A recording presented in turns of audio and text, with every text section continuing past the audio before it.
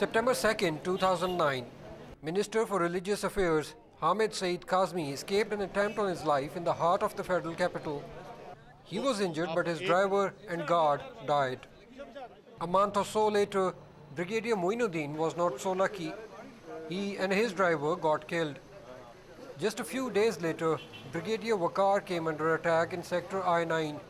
He escaped unhurt. In all three incidents, victims were gunned down by militants on motorbikes.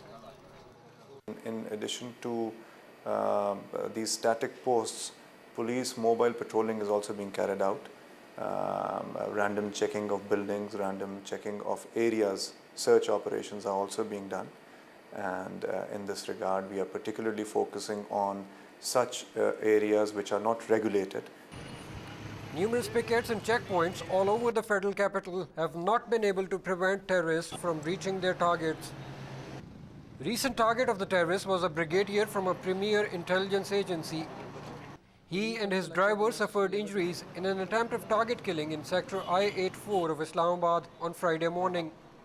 According to eyewitnesses, the attackers escaped on a motorbike. This was the third attack of a similar nature in Islamabad in a span of a month.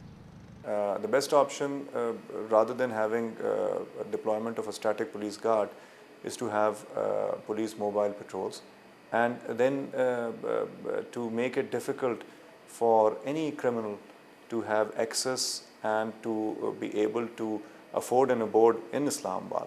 If they are not able to sustain or survive here, then obviously such instances will not occur in future. Authorities in Islamabad are faced with double challenge. They have to counter target killings and provide security to citizens and institutions, particularly the educational institutions. Educational institutions reopened a week after the twin suicide blast at the International Islamic University in Islamabad on 20th of September.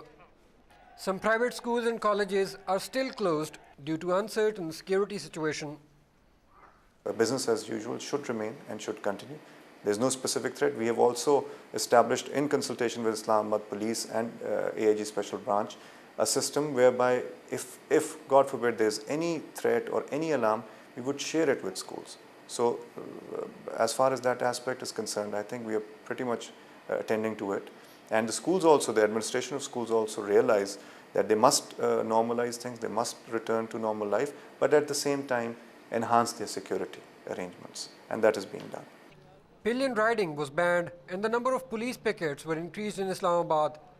In the search and chase operation, the police apprehended over 300 suspects in the last 2 weeks or so. But the perpetrators of every targeted attack in Islamabad are still at large. Umer, Dawn News, Islamabad.